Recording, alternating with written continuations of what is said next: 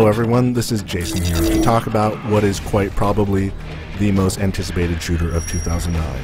And of course I'm talking about Modern Warfare 2 from Activision and Infinity Ward. Modern Warfare 2 picks up the storyline left over from its predecessor. In the first game you defeated the Russian ultranationalist Imran Zakhaev, but it was at a heavy cost, and the Russian ultranationalist movement is still alive and dangerous, and this time it's being led by a guy named Vladimir Makarov, who is unleashing a wave of terror around the globe. That's where you get to come in. Now if you played a Call of Duty game before, you get to switch between different characters.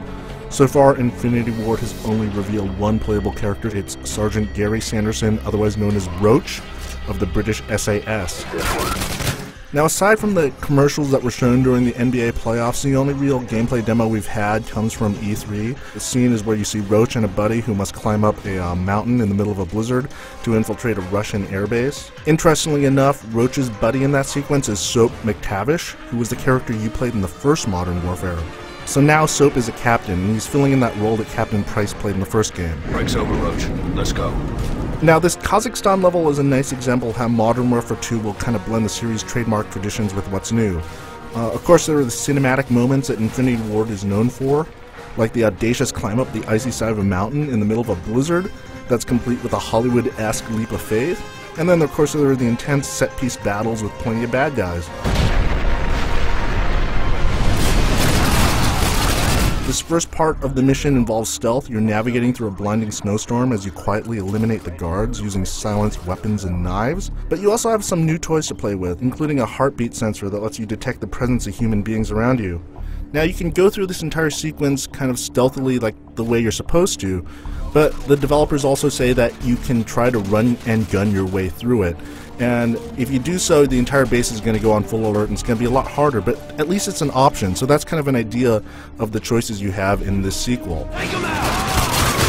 Infinity Ward has some new streaming technology that allows for bigger levels than before. You'll see that when you're zipping around on a snowmobile while engaged in a running battle against other bad guys in snowmobiles and their helicopter gunships above. You get a sense of the scale of the level and how large it is. Now, if Modern Warfare had a weakness, it's in the way that enemies infinitely respawn until you hit an invisible tripwire. It's a pretty shallow and obvious gameplay mechanic that all the Call of Duty games have featured. Modern Warfare 2 is going to take steps to address that, though Infinity Ward is not giving out details as yet. What is clear is Infinity Ward's desire to make certain that you're not going to mistake Modern Warfare 2 with the first game. All too often when you see a sequel, there's usually an attempt to recycle as many assets as possible from the first game.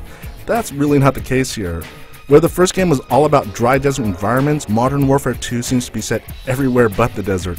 I mean, there's the aforementioned mountain level, there are the slums of Rio de Janeiro, there's some underwater scuba-based levels, and there's even some kind of medieval castle on a cliff near the sea. What is also certain is that we are in for a very long summer of wait. We can expect more details to come out in the coming months as we get closer to the game's November release.